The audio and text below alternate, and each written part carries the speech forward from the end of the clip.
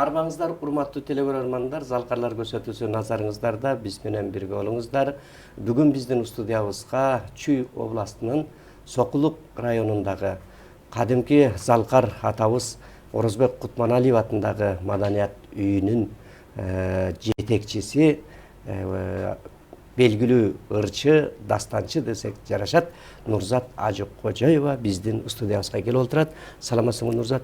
Саламатсыздарбы? Мына залкарлар демекчи ошол залкар атабыздын атын алып жүргөн ошол маданият үйүндө азыр жетекчилик кызматты аркалап келе жатасың. Маданият деген маданиятты өстүрүш керек, өнүктүрүш керек. Ошол менен бирге мына чыгармачылыкты дагы өстүрүп, өнүктүрүп дегендей залкар ошол аталарыбыздын чыгармаларын да аткарып келатасың. Анан алды менен ушул Нурзат деген кыз кайсыл жерде төрөлүп, кайсыл жерде чоңоюп, комузду алгач кимден кармап, кимди устат кылып дегендей баягы улуу өнөргө качан жол баштаган деген суроо менен баштайлы. Анткени биздин да телегөрөрмандар баягы Нурзаттын дагы кандай болуп өсүп өнгөнүн билиш керек дегеним да. Жакшы болот. Мен эми алгачкы ушу комузду колго кармаган учурду сурап калдыңыз. Ал кез эми бала кезде мектепте окуп жүргөн кездерден башталган. 8 жашымда Ак Суу районундагы Ыскөл областынын Ак Суу районундагы Акбулак айылында туулуп өскөм. Мына ошол биздин мектепте 3-класс кезимде 8 жашымда бизге комуз үйрөткөнгө бир музыка агайыбыз, Доктурбай деген агайыбыз келип калган. Ушул Доктурбай агайыбыз эң алгачкы баары баштап үйрөнгөн Жаштар маршы аттуу күйлөрдөн баштаганбыз. Ошо комузга кызыгыбыз ошондон болгон. Бир аз эле үйрөтүп ал киши кетип калгандан кийин ошону улантып таштабай. Андан кийинки мектепке келген музыкант ага эжелерибизден сабак алып аттык. Мектептик олимпиадаларда, райондук, областтык олимпиадаларга барып, сиз айткандай бала кезде жанакындай ырдастандарга көп кызыгып, ошолорду айтчу элек. Жакшы алдыңкы орундарды алып, мектептин сыймыгы болуп жүргөн кездерибиз эсибизде. Негизинен андан кийинки чыгармачыл жол. Анан борборубузга келип, кайсыл окуу жайга тапшырдыңар? Мен мектепти бүткөндөн кийин 1997-жылы ошо Акбулак орто мектебин бүттүм. Ал жылы шаарга, борборго келип тапшырганга шарт туура келбей калганына байланыштуу Ак Суу районунда маданият үйүндө биздин Союз учурунда дүңгүрөтүп, Союзду кыдырган Боз салкын элдик ырбый ансамбли деген бар, билесиздер. Мына ошол жерден алгачкы чыгармачылык жолду, сахнанын босоосун ошол жерден аттап баштагам. 16 жашыман иштеп. 1,5 жылдай ошол жакта эмгектендим дагы. Кийинки жылы 98-99 жылдары келип ушу филармонияда Токтогул Сатылганов атындагы филармониянын 2 жылдык студиясына тапшырып, мына ушул жерден залкарларды көзүбүз менен көрүп дегенде бизге бир өтө күчтүү таасир, сыймыктануу калтырат эмес беле? Азыркы жаштарды билбейм, бизге өзгөчө башкача болчу да ал кезде. Колун кармаганымганча эле. Жанынан көрүп, таанышып, отурганыбызга, ошолор менен пикир алышканыбызга, ошолордон сабак алганыбызга ушундай өтө кубаттанат элек да. Мына ушул жерге келип, Улук Мырза Полотов агайыбыздан элдик ырдоо сабагын алып жүрдүм. Студияны бүттүк. Ал жерден көп ушу кыргыздын сыймыктана турган эл артисттери баарына тең талантым менен жагып, алардын жетегинде жүрүп, эл жерди кыдырып дегендей жакшы алкыштарга татып жүргөн студенттик кезектери дагы эсте калды. Жакшы. Мынакей ошол күндөрдө мына залкарлардан сабак алып, азыркы кезде мынакей Кыргызга кызмат кылып, азыр ошол элибизге ыр өнөрдү тартуулап келе жатасың. Анда ошо студияны бүткөндөн кийин да аягына улантып коеюн. Тиги биздин филармония бүткөндөн кийин улантат эмеспизби, билимди жогорулатып, Кыргыз улуттук консерваториясы ошондо дагы улантып, ал жактан дагы орто жолдо бүтпөй турмуш жолуна аттанат эмеспиз кыз киши. Орто жолдо эс алуу көп жылдар болуп калды. Андан кийин кайра 10 жылдар аралыгы өтүп кеткенден кийин дагы келип улантып, окуумду бүтүрүп, ошол эле мезгилде чыгармачылык менен алектенип дегендей элге кызмат кылып ушинтип иштеп калдык кайрадан чыгармачылык жолдо. Жакшы, негизи ал жактан кайсыл ал жактан деле Улук Мырзакайдан сабак алдыңбы? Ал жакка барганда Улук Мырзакайга туш келген жокмун. Окуучулар абдан көп экен дагы, анан өзүмдүн мурун Улук Мырзакайдан чогуу окуп жүргөн Токтойбек Асаналиев агабыз ошол жерде мугалим болуп азыркы күндө да эмгектенип атат. Ушул кишиге сабак алып, таалимин алып, баарыбыз тең бир мектептен бүткөнбүз. Кайра эле ушул агайыман окуп, жакшы ийгиликтерге жетиштик. Жакшы, мынакей ийгиликтин ошол эңсегендин жолу азыркы күндө мына аттанып элибизге чоң кызматтар кылып атасыз. Анда адегенде эле ушу улуулардан, залкарлардын ырларынан, чыгармаларынан биздин ушу телекөрөрмандарга аткарып берсең, кайсы кимден баштайлы? Бектемир Эгенчиевдин Күлгүн жашынан баштап берели анда. Жакшы болот. Мынакей кадимки атактуу обончу Бектемир Эгенчиев не деген чыгармаларды жаратып кеткен?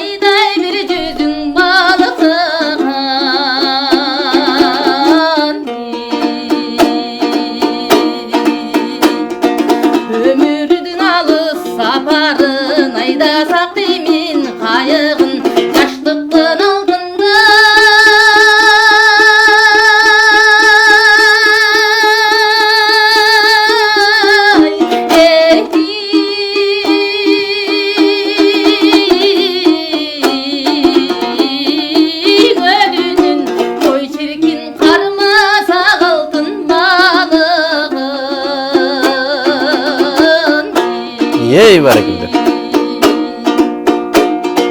Жылғада ішке бұлақтар жырғасын гүлдей өмірің қазір қыш айыры.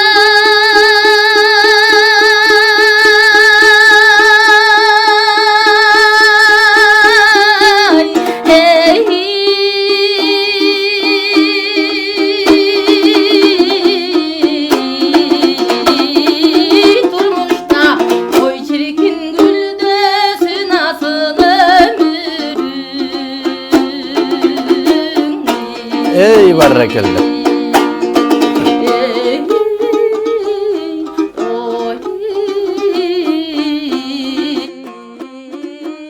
Turmuşda koy çirkin gülde sınasın ömürün.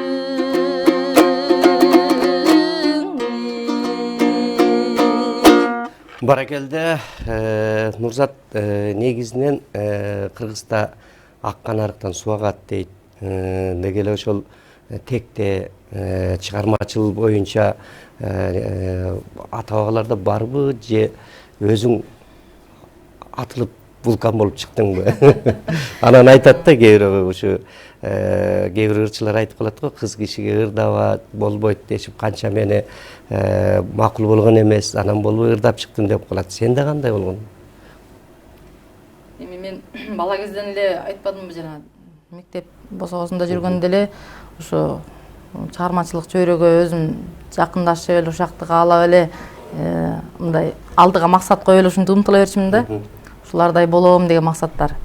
Бирок үйдөн эч ким мага тоскоолдук болчу эмес, наоборот колдоп дегендей. Кай жерге барбайын, мактап жактаган сайын ого бетер биз дем күч алып ээлигип калабыз го, ошентип атканда мага эч ким тоскон жок да.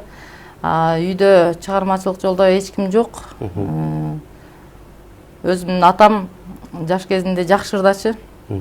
Ырыспай Абдыкадыров нурларынан, Асаналы Керимбаев нурларынан, Түгөлбай Казактын нурларынан ырдап ушунча союз учурунда мал чарбачылык көп эмес белем. Менин ата-энем карапайым эле мал карап дегендей. Сары жаздын эңилчек жайыттарында жүргөндө бала кезимде эсимде 3 жашыман бери эстейм да ошолорду. Таза абада тунуп суу ичип чоңойгон экенсиз да. Эми аркары кылча улардын эттерин же өскөнбүз деп мактана кетейинчи.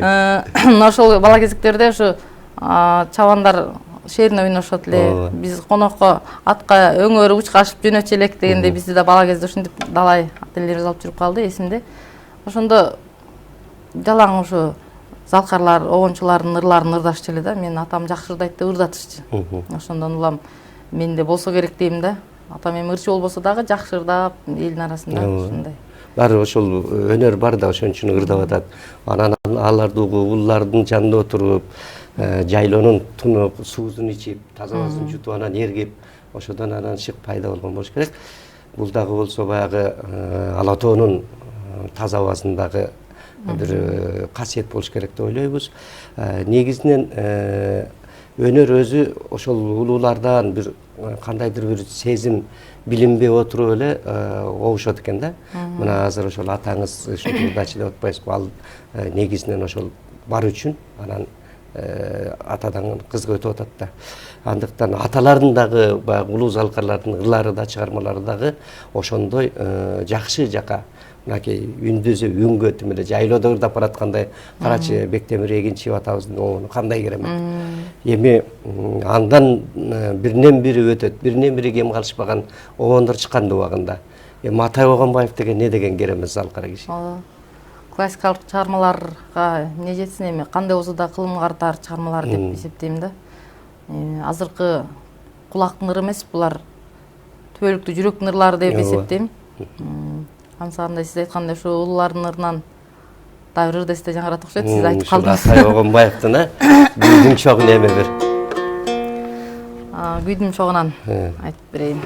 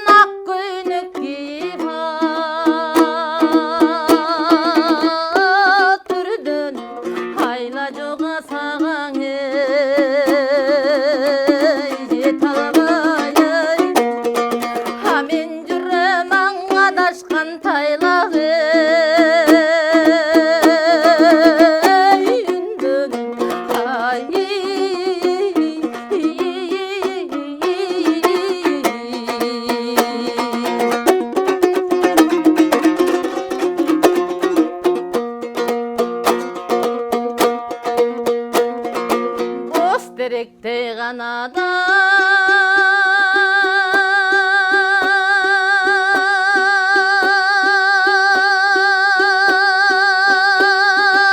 bir dönüm ay Cüresin sen bozcaluk salıp bir dönüm bol yoluna tabi jet almay men jüreme bozdoğun tayla dönüm hay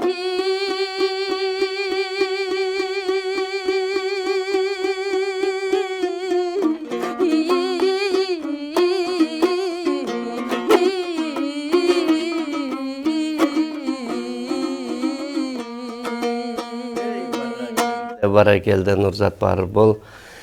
Негизинен Кыргызда дагы айтат, эки тизгин бир чылбыр дейт да. Азыр мына ошол жетекчиликте кызматты аркалап, ушу чыгармачылык менен экөөнү тең алып жүрүш кандай экен? оор эле болот. Чыгармачылык жолдо көбүрөөк убакыт бөлүш керек болот. Анча мынча учурларда бош кое калган учурларда токтотуп коюшка да туура келет. Кыйыныраак эле болот. Азыркы мезгилде мына эми жыл жаңы эле башталды, бир ай өттү дейличи, бирок быйылкы жылда кандай максаттар бар? Ошол маданият үйүндө Орозбек атабыздын атын алган үйдө эгемендүүлүгүбүздүн 30 жылдыгына бакандай чоң байрамдар турат алдыда. Сиздер кандай максаттарды коюп Бардык эле республикалык маданият бөлүмдөрү катары эле биз дагы атайын берилген иш пландын негизинде пландарыбызды түзүп ошол жолдо турабыз. Жакшы ой ниеттерибиз менен ошо азыр дагы пандемия деген бале болбоду. Ушундан кырсыктан тышкары болуп турсак эле тоскоолдуктар болбосо эле баардык нерсе ойдогудай болот деген эле ойдобуз. Жакшы тилектерибиз менен, жакшы ойлорубуз менен иш пландарыбызды түзүп даярдыктар көрүлө баштады. Ар бир квартал сайын өзгө бөлүнгөн иш пландар боюнча иш алып барабыз деп өзүбүздүн коллективдин арасында атайын чогулуш өткөрүлүп, кеңешмелер болуп, жакындан бери иш башталды уже. Жакшы. Негизинен ошол чыгармачылык өнөрдө баягы улуу залкарлардын ырнырдап жүргөндөн кийин азыркы мезгилде кийинки убактарда мына комузга мына көп кызыгуулар арта баштады да. Андыктан чакыруулар дагы көп болсо керек. Чакыруулар эми ар кандай да. Өнөрдү баалаган, бартаган адамдар, биздин талантыбызды жактырган адамдар, угармандар чакырып турушат. Ушундай. Ушул улуу залкарлардын ырларын суранышабы көбүнчө? Азыр эми элдин баарына эле белгилүү болуп калбады. Той топурда жеңил желпи ырлар көп өтөт. Жана тойканаларда жалаң эстрадалык жанрлар ырлар өтөт. Мен ошол жакка да ар дайым комузумду колуман түшүрбөй көтөрүп барам да, эрикпей. Анан улуу муундагы адамдар ушу даңкылдактан чарчадык дегендерди көп угам да.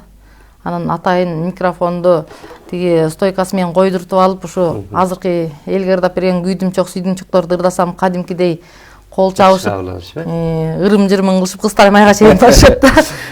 Эл баары бир угат да, кан жаныбызга сиңген ырлар эч жака кандай кайда каталабыз дегендей. Чын ушул нерседен дагы бир суроо бергим келет да. Мына эл угуп атат, ошол эл уккан чыгармаларды, ырларды жазышыбыз керек деп калат да. Элди ээрчиш керекпи же элди ээрчитишибиз керекпи? Азыркы мезгилде чын эле жеңил желпи ырлар да көбөйдү, бирок биз элди ээрчитип, сиз айтып аткандай мына илгерки ырларды укканда ушундай кыргыз эргип калат, каны дүргүп калат деп атпайсызбы?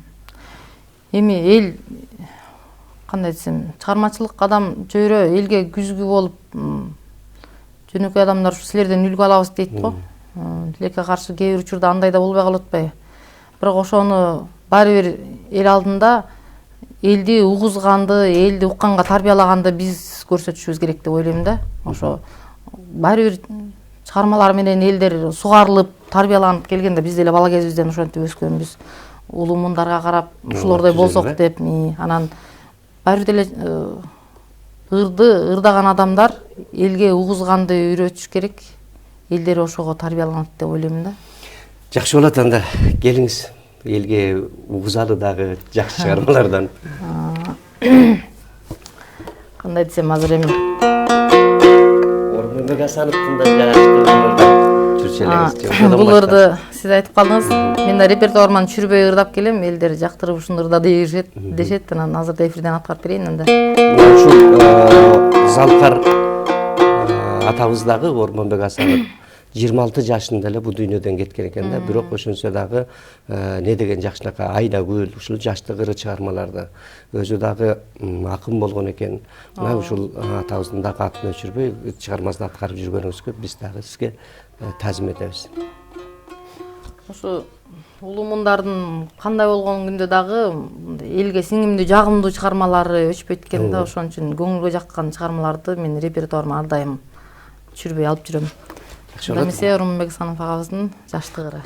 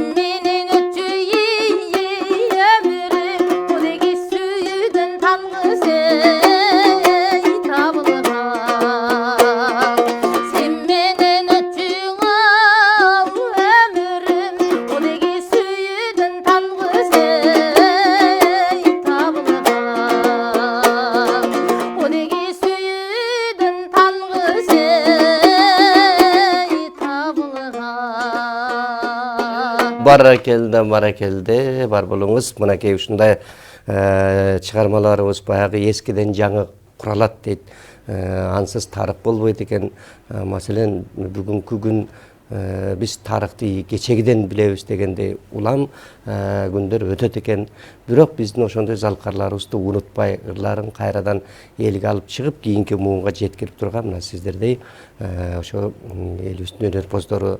Деги эле бул өнөргө айрыкча Кыргыздын ушул комузун кармап көтөрүп, эл аралап, башка баягы улуттар бар жерде дагы башка улуттар бар жерде дагы бир ырдап калганда кандай алар кабыл алуу, бир сыймыктанып, тамшаны менен угуп калган учурлар болгонбу? Болгон. Бул албетте эми биздин комузубуз өзгөчө го. Башка сиз айткандай башка өлкөгө барган учурларда комуздун үнүн укканда эле оозун ачышат. Биз созгондо такыр эле дебейм. Ушундай кандай деп таң калыштуу болот да аларга. Комузду көрүп, кыргыздын кийимин көрүп. Анан өзүбүздүн дагы кийимдерибиз кандай керемет. Албетте башка жыйыктарда ар дайым суктануу менен кабыл алышат, ушундай кызыгышат дегендей. Жакшы, анан ар бир өнөрпоз, чыгармачыл адам өзүнүн бир жеке концертинен, өзүнүн чыгармачылыгын элге бир тартуулап, мындайча айтканда бир отчет берип кое турган убагы болот да. Сизде кандай болуп атат ошол жактан максаттар? Мен мындан 2 жыл мурун 3-жылга кетти го, жыл жаңырда. Атайын ушу улуттук консерваторияны бүтүп аткан чагымда өзүм отчеттук концерт кылып, жөн бүтпөй концертин бердим эле, атайын жеке концертимди. Элдер аябай жакшы кабыл алган. Биздин ректорубуз Мурат агай өзү чоң залды уруксатын берип, колдоп, ар дайым ал жакта окуп жүргөндө дагы ошо консерваториянын сыймыгы болуп, чет жакалардан келген делегацияларга ушу биздин классикалык чыгармаларды тартуулатып, ар дайым конокторду тозгондо ушундай кылчу элек. Анан колдоо коштолор менен ал жакта ушундай жеке концертин берип алган элем. Эми алдыда максатым бар, ушу биздин улуттук филармониябызда элдин астында бир чоң концертин берсем деген максатым ичимде жүрөт да. Эми ишке ашышы азырынча кыйын болуп турат. Азыркы кырдаалдар, жагдайларга байланыштуу. Эл тынчса, бейбитчилик заман болуп турса, баардык нерсе болот эмеспи, баары бир максаттар ишке ашат деген ойдомун да. Буюрса ошол тилектер ишке ашсын, эң негизгиси жанагы жаман ылаң, аты жаман оору келбесин, анан калганы элибизде тынчтык болсо, калганы ишке ашат деген ойдобуз. Анда дагы бир элибизге тартуулай турган дагы бир чыгарма аткарып бериңиз. Эми Нурзат келди, үнүн угалы, ырдатып калсын деп аткан болуш керек. Жакшы болот. Шекербек ага, эми улуу мундардын ырларынан ырдадык. Биздин студияда филармонияда окуп жүргөн кезекте Келдибек Турунбаев деген агайыбыз бар эле, билесиз. Бизге ушу актёрдук чеберчиликтен сабак берип көп нерсени үйрөткөн агай эле. Ушул киши Ала тоо деген чыгарманын өзү автору, сөзү обон өзүнүкү. Саламат эжекебизге ушул ырын берип, элге жагып ырдап жүргөн кезинде мен да кызыгып, ушул ырын ырдасам агай жактырып, ырдап жүр кызым деп өзү айткан сөзү бар эле. Келдибек Турунбаев агайыбыз дагы чоң залкар, улуу инсан адам эле, абдан жакшы чыгарган чыгарманы дагы. Ушул чыгармасын жактырып, ошол агай айткан күндөн бери эле Саламат эжекебиз менен кошо эле жарышып эл ичинде ырдап келе жатам. Ушул чыгарманы жалпы кыргыз элине тартуулап берейин. Ала тоонун кереметине.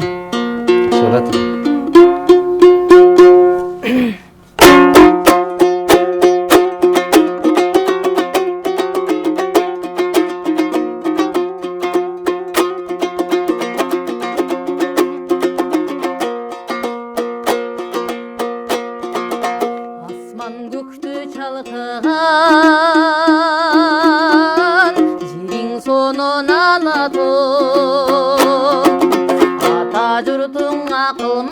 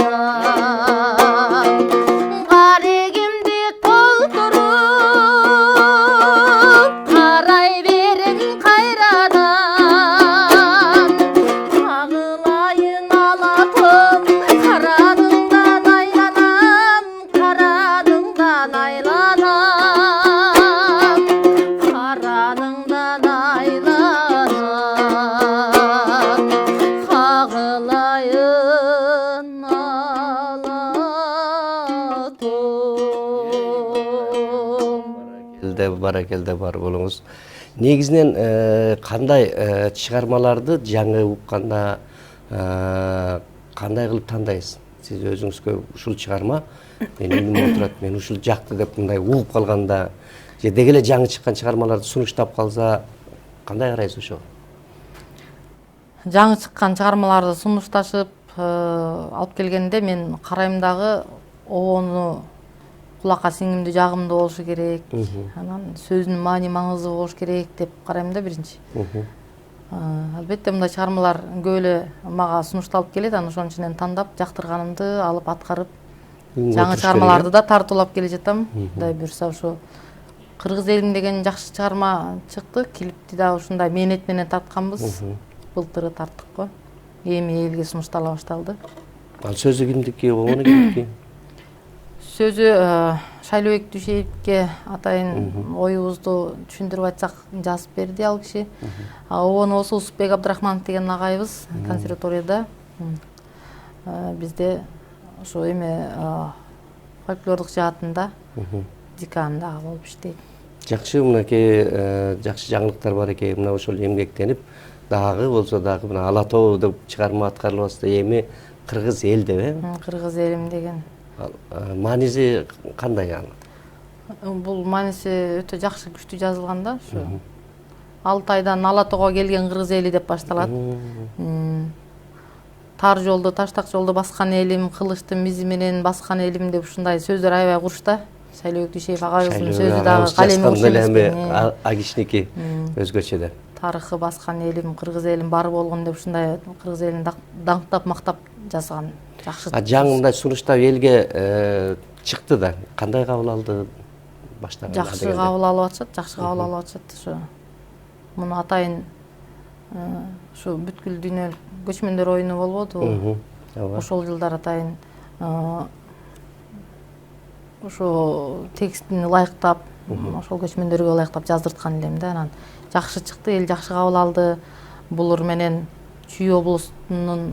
Чүй областына жакшы патриоттук чыгармалардын бири деп ошо экинчи орунда 100 000 байгеси менен алып бергем. Ой, баракелде, мынакей. Ошол Сокулук районунун атынан барып, Чүй областында намысын коргоп келген чыгармалардын бири. Андан кийин ошо элге жаккан чыгарма болду деп атайын клип тарттырган элем. Эми азыр учурда жаңыдан телелерге берип кете баштады да. Бүгүн да сиздерге алып келип бердим дегендей. Жакшы, буйруса. Мындай аткара аласызбы аны? Ал эми эстрадалык жанрда жазылган да. Анда жакшы, анда башка бир чыгарма аткарып берсеңиз ошо менен токшойбуз. Жакшы болот анда. Ойногула кыздар ай жаштар ай деген чыгарма бар эле. Токтогул атабыздын сөзүнө жазылган Асанкалы Керимбаевдин. Иштеп чыгып, Иштеп чыгып жаңыланган обон.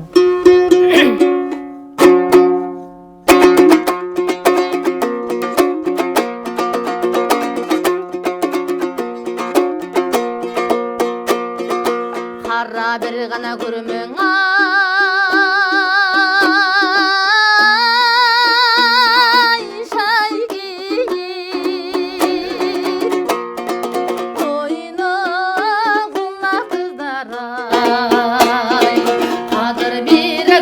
Бар чакта, ойногула кыздар, кыздар ай. Кайрылга келбей төмүзүң, ойногула кыздар ай. Ойной албай, гүл албай, ойнуна баргын бил албай,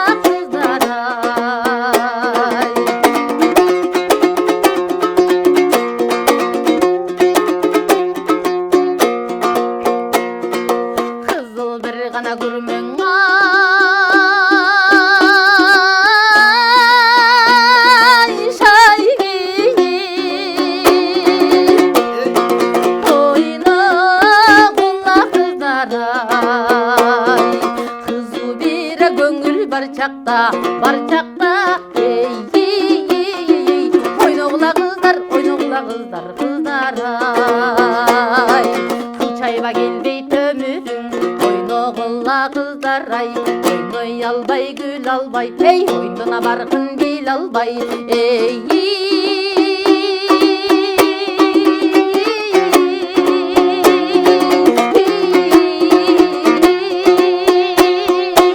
oyna kulla kızlaray oyna kulla kızlaray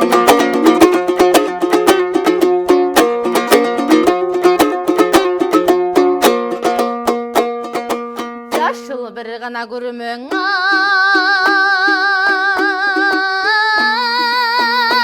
ay şaygi oyna kulla kızlaray yaşlık bir ömür var çakta ey oynoğla kızlar kızlaray yaşlığına gelbeyt kılçayıp oynoğla kızlaray oynoy albay gül albay ey oyununa barkın bil albay ey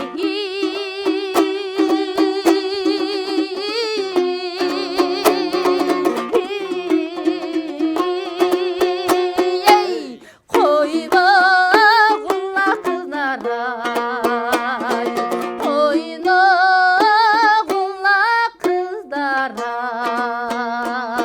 Ey mынакей кезинде тоо булбулу токтогул атабыз кандай гана чыгарманы жаратып кеткен экен. Мына муунда муунга өтүп мынакей ырдап атасыз. Ошентип эч биздин кыргыздын кыздары азап тартпасын, кыйынчылык көрбөсүн, дайыма жакшы жашоодо жашасын деген тилек жакшы чыгарма. Андыктан сизге дагы ыраазычылык билдиребиз. Бар болуңуз, ошол жетекчилик дагы, чыгармачылык дагы аркалап, эл кызматында элибизге талыбай, чарчабай кызмат кыла бериңиз демекчибиз. Бар болуңуз. Рахмат, сиздерге да рахмат. Урматтуу телекөрөрмандар, биздин көрсөтүү соңуна келип жеттик. Кийинки көрсөтүүдөн жолукканча аман туруңуздар.